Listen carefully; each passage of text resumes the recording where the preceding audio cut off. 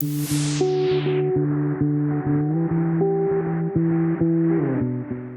I am Joshua Rappaport. I am the General Director and Owner at Puerto Investment. I want to talk today about some of the guideline changes that we've seen recently in mortgage qualification requirements. For those of you who don't know much about me, I have been doing mortgages in Mexico since 2006.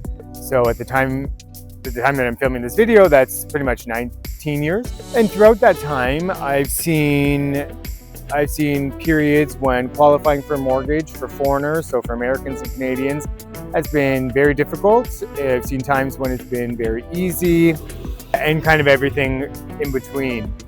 Now, before I get into specifics, it's important to note that the lenders who work with Americans and Canadians with no ties to Mexico, so no residency status in Mexico, income and credit from the United States and Canada, the banks that have been lending to this profile of client have always been niche banks. They've always been banks who maybe their only mortgage product is this one, the mortgage product that corresponds to Americans and Canadians buying property in Mexico. They're not banks that are equivalent to Wells Fargo or Royal Bank of Canada. So it's important to note that aspect of how lending has always been here in Mexico. In 2025, we have seen changes in various different lenders here in Mexico.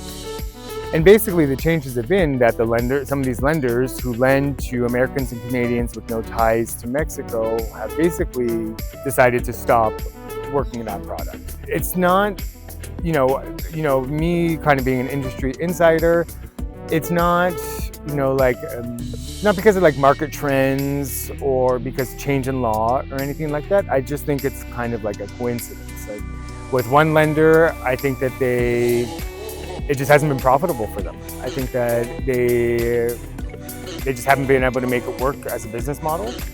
I think with another lender, I think that they've had troubles with, banks borrow money to lend money to the public, right? So I think with one of the banks, they've just had troubles with their sources of financing.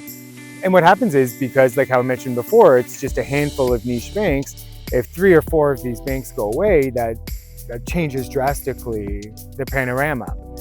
So at the time of the making of this video, which is the beginning of November 2025, the qualification requirements for obtaining a mortgage in Mexico is that if you're an American, you need to have residency status for Mexico.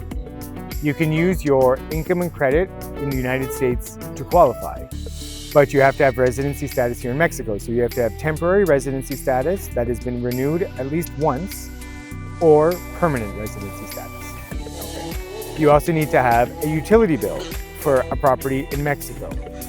That utility bill can be in the name of a third party. It does not need to be in your name. Yeah, so those are the basic requirements.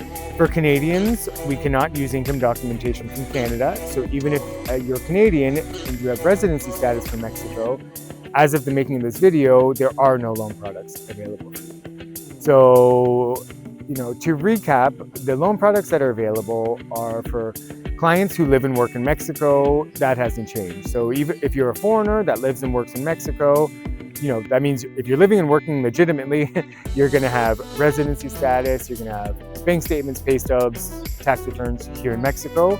So those policies haven't changed at all. If you're a Mexican in the United States, so if you're a Mexican who, was born to Mexican parents, or maybe you spent your childhood in Mexico but have been living in the United States for 20 years or what have you, you can qualify for a mortgage as well. And then if you're an American and you have temporary residency that has been renewed at least once, or permanent residency, then you can qualify for a mortgage using your income and credit in the United States to qualify you.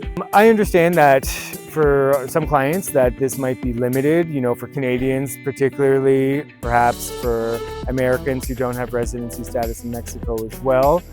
I mean, in that case, we'll keep you informed if there's change in policies in the future. And I mean, I guess the alternative, if you really want to buy your property now, would be to consider pre-construction and see if you can make a developer's payment plan. Anyways, feel free to reach out to us, Cross-Border Investment, if you have specific questions, and we're happy to help. Thank you.